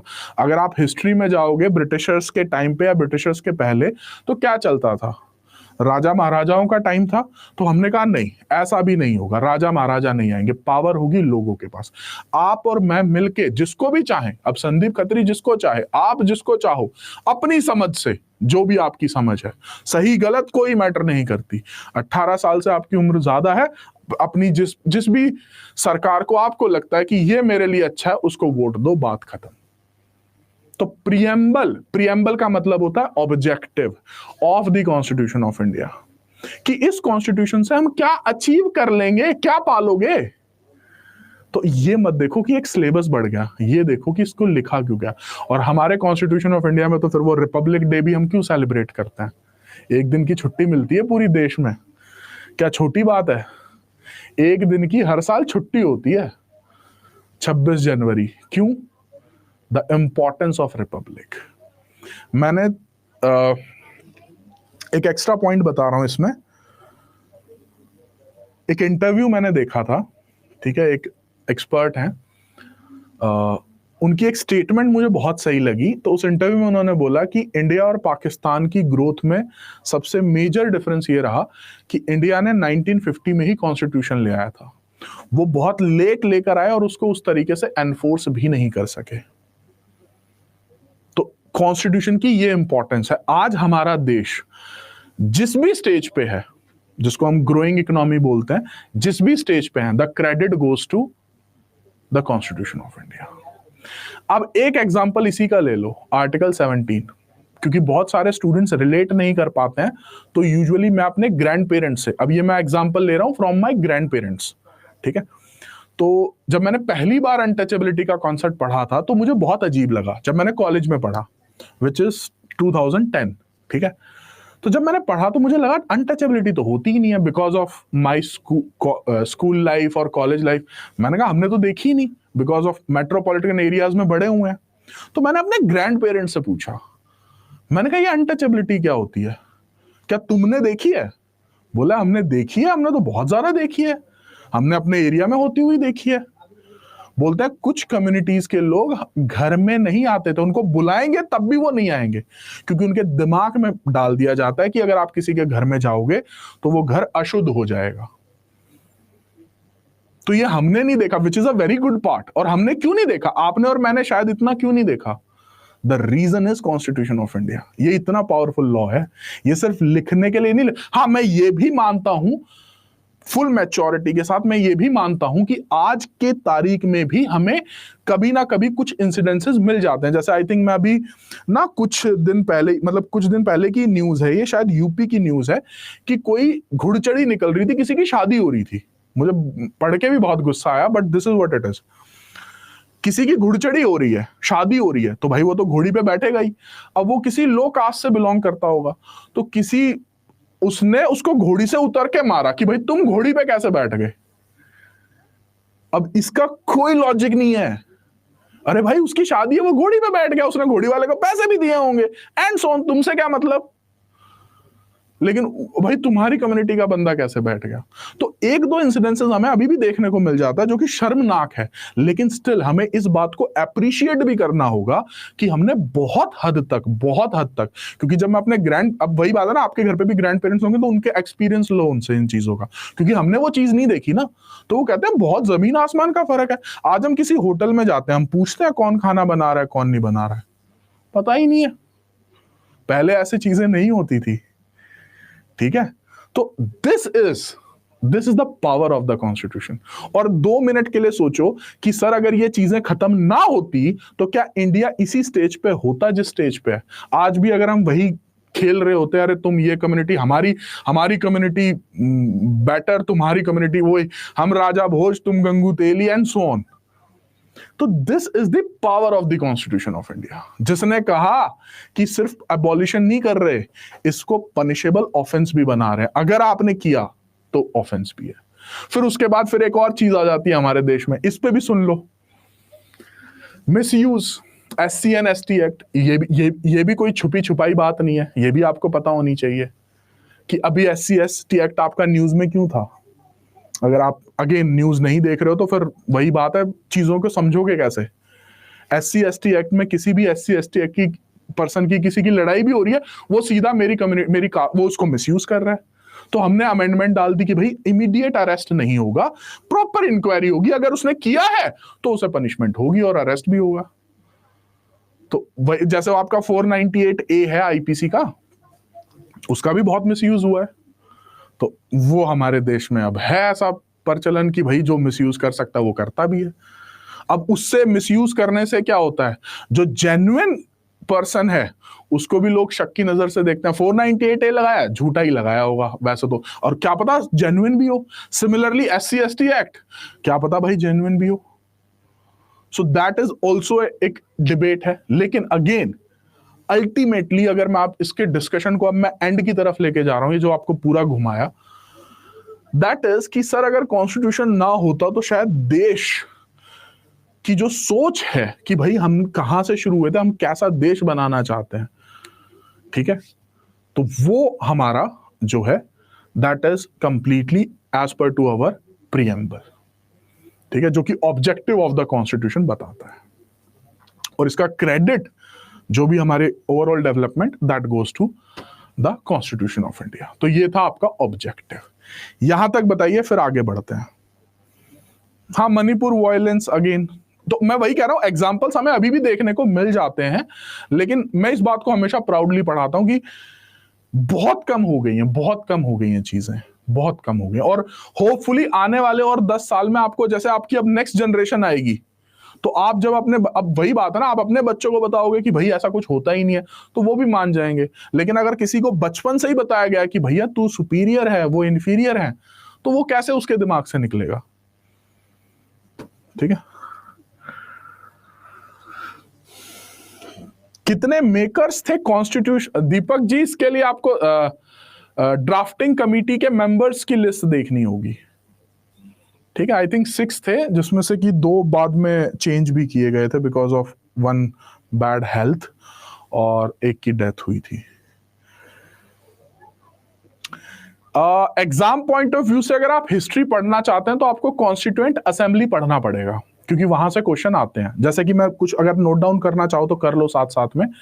कॉन्स्टिट्यूएंट असेंबली की पहली मीटिंग कब हुई, उन्होंने पहला ड्राफ्ट कब बनाया, उसके बाद कॉन्स्टिट्यूएंट असेंबली ने और क्या क्या काम किए, ठीक है। नेशनल फ्लैग, नेशनल एंथम कब आया, कॉन्स्टिट्यूएंट असेंबली में कितने मेंबर्स थे, पार्टीशन के बाद कितने मेंबर्स कम हो गए। तो इसमें ना फैक्चुअल इंफॉर्मेशन बहुत ज्यादा है। तो और कॉन्स्टिट्यूएंट असेंबली से क्वेश्चंस आते हैं यूजुअली, जिसमें समझाने का कुछ नहीं है, फैक्चुअल है। अब भैया BR Ambedkar ji drafting committee के चेयरमैन थे, तो अब वो थे तो थे, अब उन्हीं का नाम आएगा। या ओवरऑल प्रेसिडेंट कौन था, चेयरपर्सन कौन था कॉन्स्टिट्यूएंट असेंबली का, कॉन्स्टिट्यूएंट असेंबली का पहली बार आइडिया किसने दिया था, MN रॉय जी ने। तो इस तरीके के फैक्चुअल क्वेश्चंस आपको पता होने चाहिए, ठीक है। ये एग्जाम में पूछे जा सकते हैं। इसमें पढ़ाने का कुछ नहीं है कॉन्स्टिट्यूएंट असेंबली में, इसमें तो बस ये है फैक्चुअल इंफॉर्मेशन है, उसको मगअप कर लो, 4-5 बार रिवाइज करोगे तो याद भी हो जाएगी। ठीक है,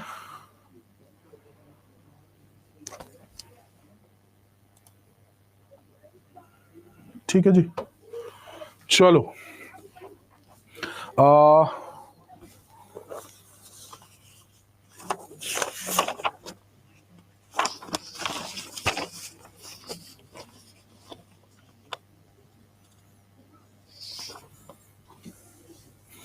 अच्छा, एक इंटरव्यू में क्वेश्चन आता है,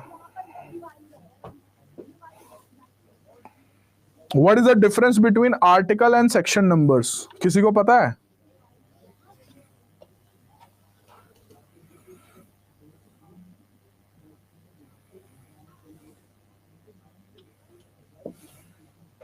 एनीवन? इंटरव्यू में भी सवाल आ जाता है और कॉन्स्टिट्यूशन पढ़ रहे हो तो पता होना चाहिए।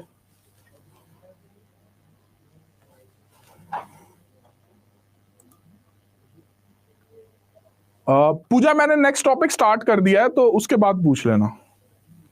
कोडिफाइड? ना ना ना ना ना, सेक्शंस आर कोडिफाइड का मतलब कॉन्स्टिट्यूशन ऑफ इंडिया भी कोडिफाइड है आपका।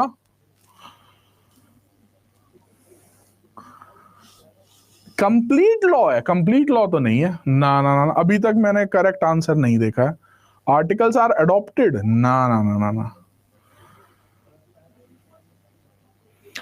Sections are in code? ना ना ना ना ना।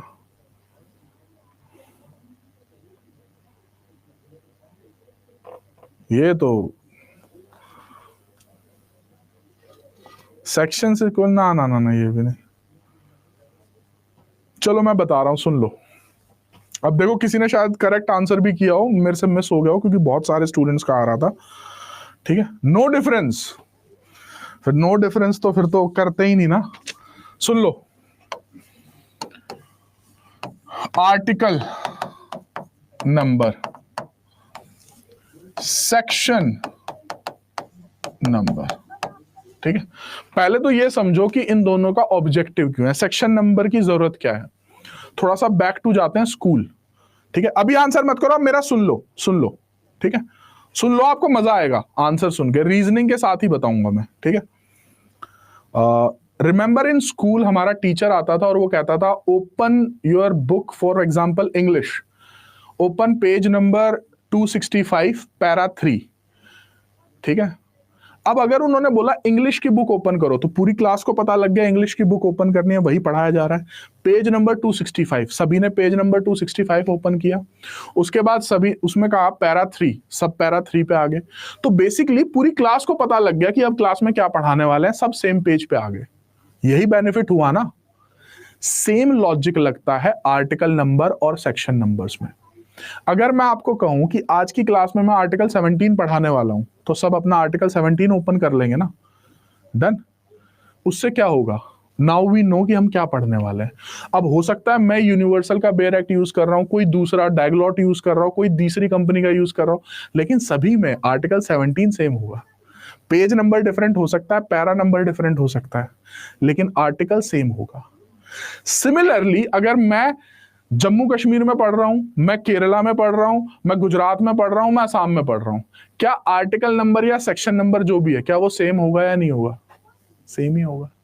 तो जब मैं पढ़ रहा हूं तब सेम होगा, जब मैं प्रैक्टिस करूंगा तब सेम होगा, जब मैं जुडिशरी में हूंगा तब सेम होगा, मैं हाई कोर्ट में हूंगा तब सेम होगा, मैं सुप्रीम कोर्ट में हूंगा तब भी सेम होगा।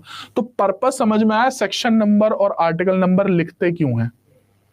पर्पस क्या है? ताकि हम सेम पेज पे आ जाए। अगर मैं कहूं कि आज मैं सेक्शन 300 ऑफ आईपीसी पे बात कर रहा हूं तो सब समझ जाएंगे सर मर्डर की बात कर रहे हैं। मैंने मर्डर का नाम नहीं लिया लेकिन सब समझ गए कि मर्डर की बात हो रही है उस सेक्शन नंबर की वजह से। अब सुनो, दोनों में डिफरेंस क्या है? डिफरेंस ये है, अगर आपने लॉज पढ़े होंगे तो कॉन्स्टिट्यूशन में, लिमिटेशन में और इंटरनेशनल लॉ में अगर आपने ये पढ़ा होगा तो इनमें आर्टिकल नंबर्स यूज होते हैं। याद आया किसी को?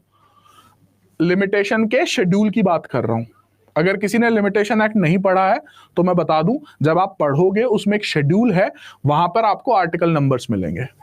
इंटरनेशनल लॉ आप में से किसी ने पढ़ा होगा तो वहां पर भी आर्टिकल्स मिलते हैं। अब एग्जांपल ले लो सेक्शन नंबर्स के, आईपीसी, एविडेंस, सीपीसी, सीआरपीसी और बहुत सारे कॉन्ट्रैक्ट, दुनिया भर के एग्जांपल हैं जिसमें आपको सेक्शन नंबर देखने को मिलते हैं।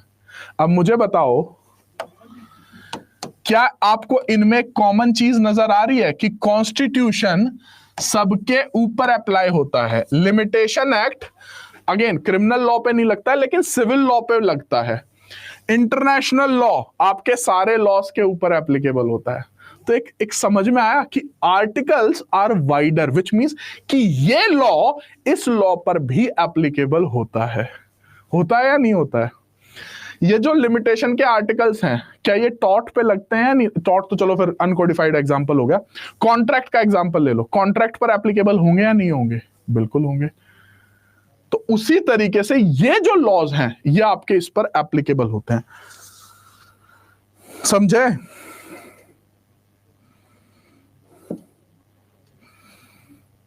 तो यहां से आपका डिफरेंस इसमें निकलता है।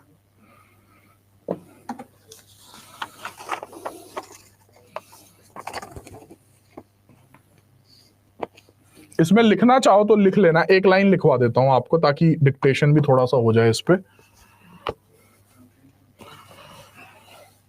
ये लाइन लिख लेना, the law that is fundamentally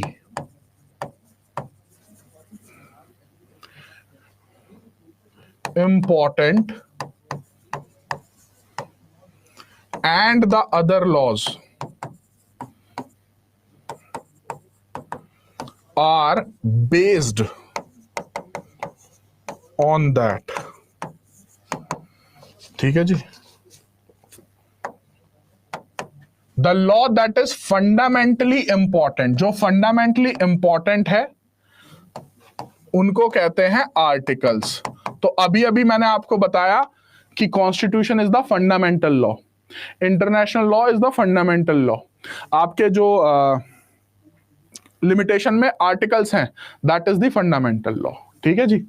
और जो अदर लॉज हैं वो इन्हीं के ऊपर बेस्ड होते हैं। अब मुझे बताओ, आईपीसी में कोई ऐसा लॉ हो सकता है या सिविल लॉ में कोई ऐसा लॉ हो सकता है जो इंटरनेशनल लॉ की वायलेशन कर रहा हो, जिसमें हमने भी वो ट्रिटी साइन कर रखी हो? Answer is no. तो जो अदर लॉज हैं जो कि उस पर बेस्ड हैं, ठीक है, कॉन्स्टिट्यूशन पर ही तो बेस्ड हैं सारे के सारे लॉज, तो उनको उनमें उनके अंदर आपको मिलते हैं सेक्शंस। इंटरव्यू में ये मोस्ट फेवरेट क्वेश्चन है आपका। ठीक है जी। चलिए,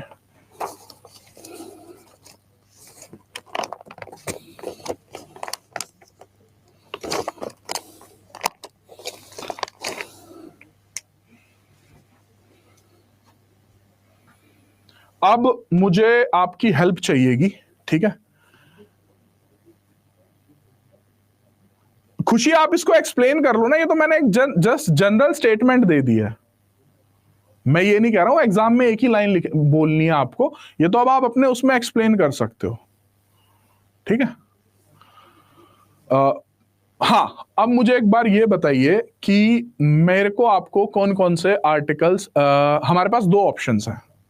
ठीक है, पहला ऑप्शन ये है कि जो टॉपिक्स हमने किए हैं हम उनको एक बार रिवाइज कर लें जब तक अभिनव सर नहीं आते हैं, और या फिर हम 17 से जो है हमारी जर्नी स्टार्ट कर दे, क्योंकि ये तो मुझे आपको कराना ही था मोस्ट बेसिक, क्योंकि अगर इसमें क्लैरिटी नहीं है तो बाकी कॉन्स्टिट्यूशन में भी समझने में इशू आएगा।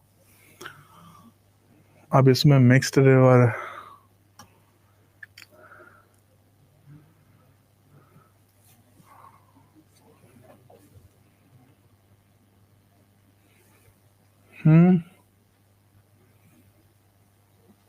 अरे तो बड़ी मुसीबत है, ऐसे कैसे होगा?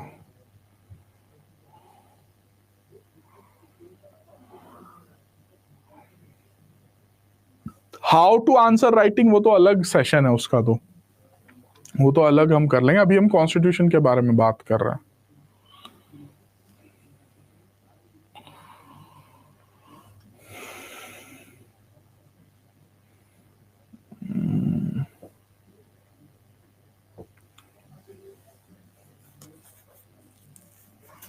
पोल पोल करवा लेते हैं, चलिए।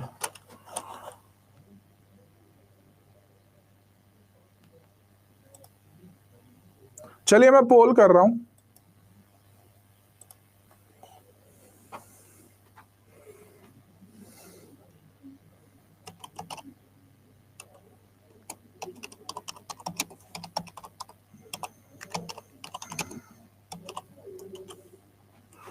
What should educator do?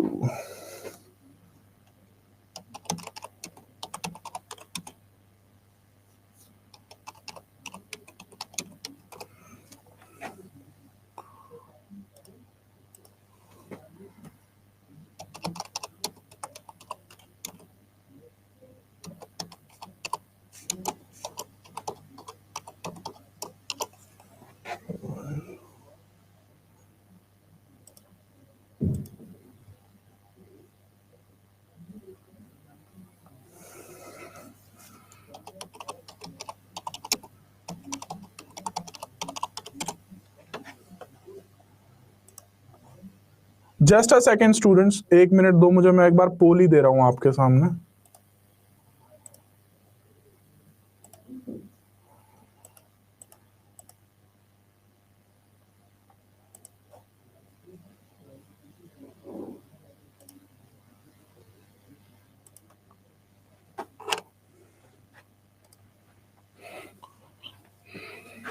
Option number A, B, C, D, ठीक है।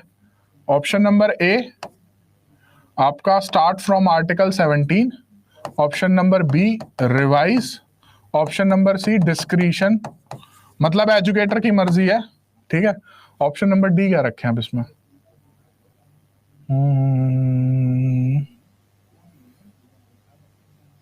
None of the above. तो ऑप्शन नंबर डी मत चूज करना, आपका वोट खराब होएगा, ठीक है। तो इन तीनों में से देखते हैं परसेंटेज किसकी ज्यादा आती है, ठीक है। Option number D is NOTA, ठीक है। 20 सेकेंड है आपके पास। आई होप कि पोल आ गया होगा आपके पास, वहां पर आंसर कीजिए, फिर देखते हैं। I will go as per to the majority.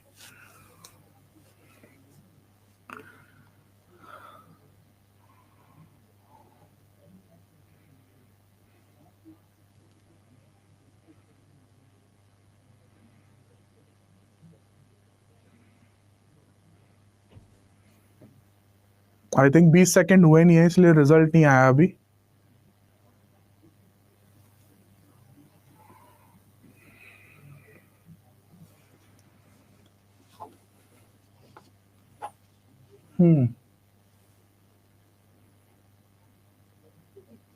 यार तो बड़ा ही 42%, 38%। तो I will go with the majority जी, ठीक है। सो वी विल रिवाइज, ठीक है, ठीक है जी। तो लेट्स डू द रिवीजन, ठीक है।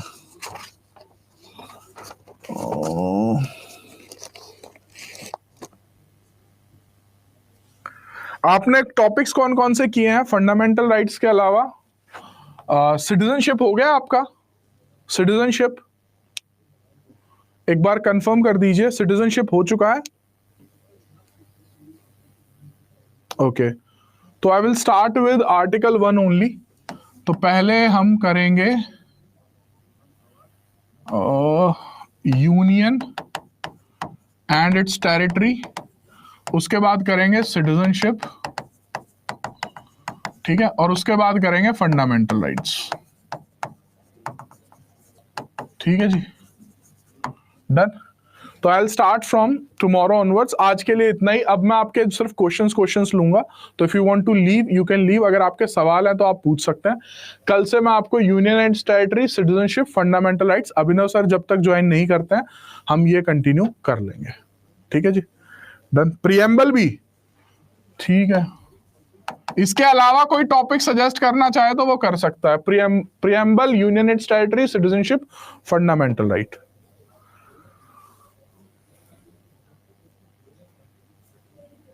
ठीक है। हिस्ट्री में एग्जाम पॉइंट ऑफ व्यू से इतनी इंपॉर्टेंट नहीं होगी, मैं हिस्ट्री तो करा दूंगा, बट आपके लिए ना उतनी एग्जाम पॉइंट ऑफ व्यू से इंटरेस्टिंग नहीं होगी हिस्ट्री। फैक्चुअल है हिस्ट्री बेसिकली, तो हिस्ट्री मैं कहूंगा आप खुद ही कर लो। ठीक है, उसमें फैक्ट्स है, कुछ नहीं है। ठीक है, फीचर्स करा सकते हैं, फीचर्स कर सकते हैं, फीचर्स ऑफ इंडियन कॉन्स्टिट्यूशन। ये इंपॉर्टेंट है क्योंकि एग्जाम में पूछता है फीचर्स। ठीक है, ठीक है जी।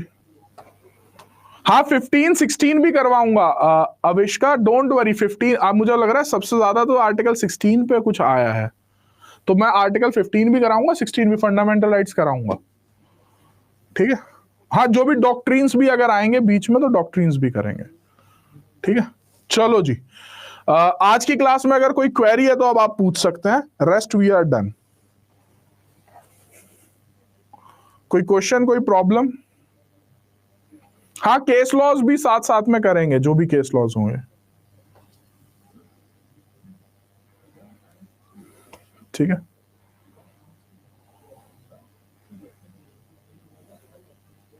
सोर्सेज, हाँ, सोर्सेज से भी क्वेश्चंस आते हैं, सोर्सेज से भी क्वेश्चंस आते हैं। ये तो फिर इंट्रोडक्शन के ही टॉपिक हो गए, features of Indian constitution and sources, that we can do, क्योंकि ये इंपॉर्टेंट है।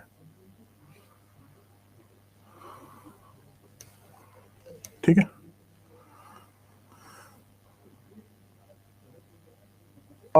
राजश्री, आप ऐसे नहीं पढ़ सकते हैं कि आप सिर्फ पीटी के लिए पढ़ लें, ऐसे नहीं पढ़ पाओगे। ठीक है,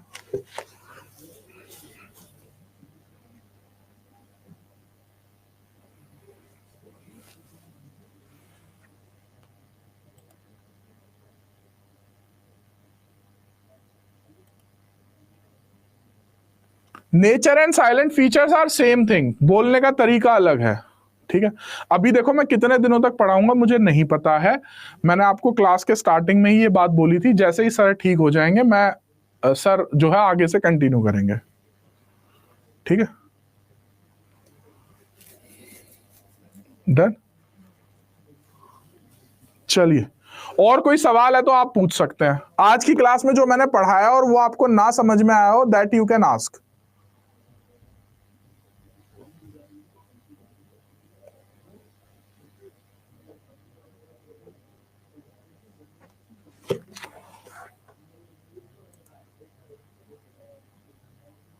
तनु, ये जब फंडामेंटल राइट्स करेंगे उस वक्त करेंगे ये हम डिस्कस। ठीक है,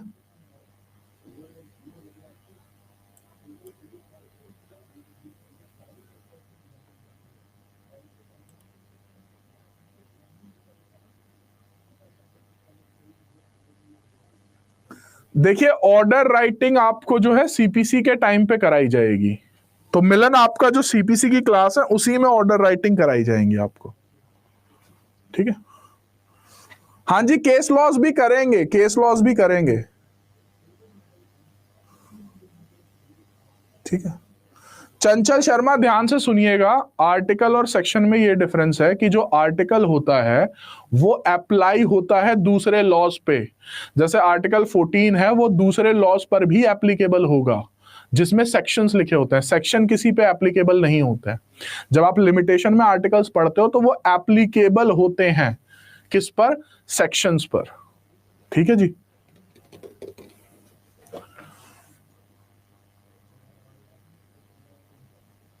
सीनू गुप्ता, कॉन्स्टिट्यूएंट असेंबली के बारे में आप जो है कोई भी बुक रेफर कर लीजिएगा कॉन्स्टिट्यूशन की, या गूगल पे सर्च करेंगे फैक्ट्स अबाउट कॉन्स्टिट्यूएंट असेंबली, उसमें फैक्चुअल इंफॉर्मेशन है कि कॉन्स्टिट्यूएंट असेंबली की पहली मीटिंग कब हुई, उन्होंने पहला ड्राफ्ट कब बनाया, कॉन्स्टिट्यूएंट असेंबली का सिंबल क्या था, कितना टाइम लगा कॉन्स्टिट्यूशन ऑफ इंडिया कंप्लीट करने में, एंड सो ऑन। अगर आपको वो नहीं मिले तो आप मुझे बता दीजिएगा, मैं अपने नोट्स की कॉपी फोटो क्लिक करके वो आपके साथ शेयर कर दूंगा। ठीक है, तो उसमें फैक्चुअल इंफॉर्मेशन, उसमें पढ़ाने का कुछ नहीं होता। कॉन्स्टिट्यूएंट असेंबली में क्या ही पढ़ाएंगे आपको, उसमें फैक्ट्स हैं कि चेयरपर्सन कौन है आपका, उसके बाद वाइस प्रेसिडेंट कौन है, एंड सो ऑन।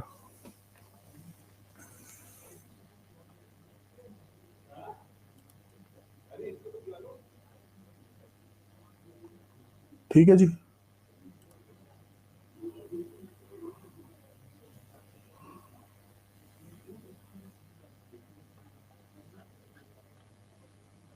तनु, क्या बताना है आपको? आपने कहा मेरा एग्जाम है, आप एक बारी थोड़ा ब्रीफ में बता दो।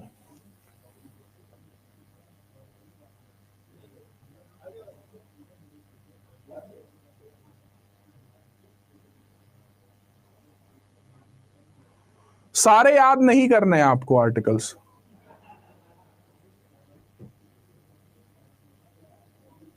बहुत सारे क्वेश्चंस आ रहे हैं।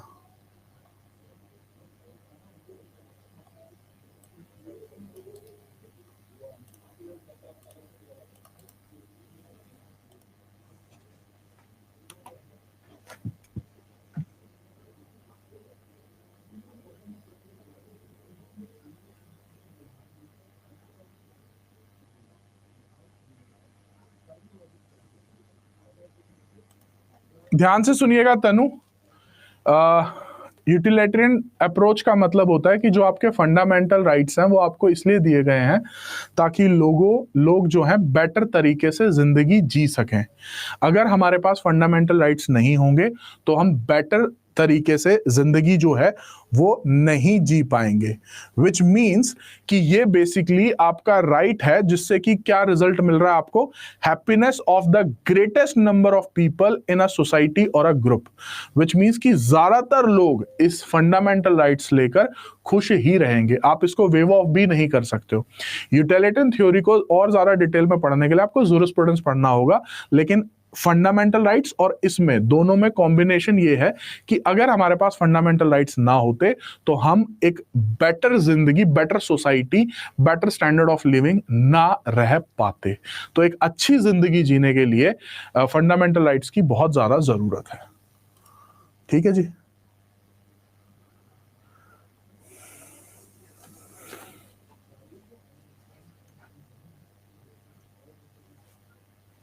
चलिए, थैंक यू जी, thank you for the compliment Adnan.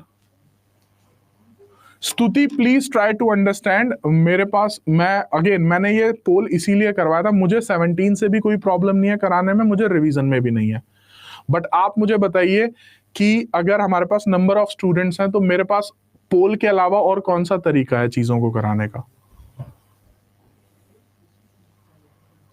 ठीक है, please Stuti try to understand my position. ठीक है, चलिए, थैंक यू वेरी मच। ठीक है जी, आज की क्लास इतनी ही रहेगी, मिलते हैं नेक्स्ट क्लास में। Goodbye, take care.